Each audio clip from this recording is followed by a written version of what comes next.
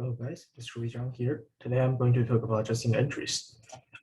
Here's the quick information about adjusting entries. Adjusting journal entries are entries made in journal to record revenues that have been earned but not recorded. The expenses have been incurred but not been recorded.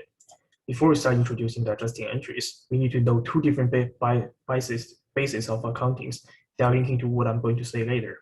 There are two different bases of accounting. One is cash-based accounting, and another one is accrual basis of accounting. The main difference between those two is cash basis record revenue when cash is received, and record expenses when cash is paid. For accrual basis accounting, it's completely opposite. Accrual basis accounting records revenue when they are earned, and records expenses when they are incurred. There are four different types of adjusting entries, which are deferred revenues, prepaid expenses, accrued revenues, and accrued expenses. I'll explain them briefly and tell you guys an example of them according to your guys' daily life, so you can understand it better. The first of all, deferred revenue is also called unearned revenues. As a firm, it happens when you receive the cash in advance for your future services provided. You own your customer services because they already paid money for that, and therefore it has been categorized as a liability for you. And it's a very good example. You could be people subscribe for daily newspapers. People paid money on the start of the year. They receive the daily newspaper every morning in the following next year. On the general journal art, it's been written like this.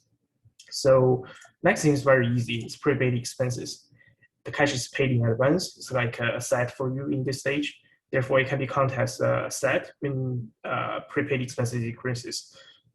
It will be put on debit side. A very good example could be house rents. You pay your house rent for next few months or a year, then you will have the right to live in there. It's been written like this. And accrued revenue is starting into what I mentioned about accrued accounting. The revenue will be recorded when they earned, not when they receive the cash. Accrued revenue can also be called accounting receivables. A very good example is as a firm, because you were buying your product on credit, then you will receive cash later. But your revenue can be recorded for now. It's been written like this. And accrued expenses is also linked to accrued accounting. It could be also called as accounts payable. The cash is paid in arrears. Example could be your house electricity fees. I have no idea about how Australia they charge that, but in China we pay electricity fees for the past few months. Therefore, it's more like you own the electricity company. It could be seen as a liability. It's been written down like this. So the last thing I'm going to quickly show you guys is this. As you can see in the past session exam, adjusting entry questions coming out like many different times. It's a very simple and it's a very important topic in accounting business decision A. Therefore, knowing which account increase on debit side or credit side is easy to remember with this picture.